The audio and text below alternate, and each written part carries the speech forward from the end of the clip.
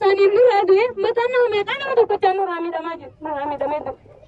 Nuhin azoo mootummaan keenya jiru. Kaleessa diinni waan guyyaa ammootinu mootummaan keenya jirree fi diinni waan lafatee narraa nu rakkisee lafatee nu saamee nurraa fudhatee funnaani. Shira xaxxootanii waan nurraa fudhatee ammootinu ammadee mootummaan keenya lafa jiru. Lafti keenya sun maaf saamamtee manni keenya sun maaf saamamee mootummaan hin jiru nu fajjenne qabu.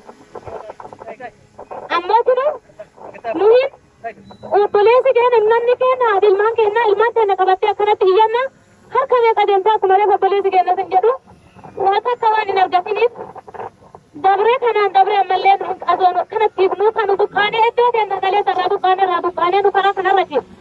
Ka buqqaan akka buqqaasiisu buqqaan kaleessa iddoo isaatirraa galee iddoo isaatirra deebi'ee jedhanii karaan gabaasanii nu irraa kamnee awwaalamne. Mootummaan kun azoor jiru mootummaan jalasi ol dalaga malee gubbaa gadi hin dalagu. Aanaan keenya azoor akkana jiru diinni kaleessa lafatee narra nu buqqise nurra gabaataa jira.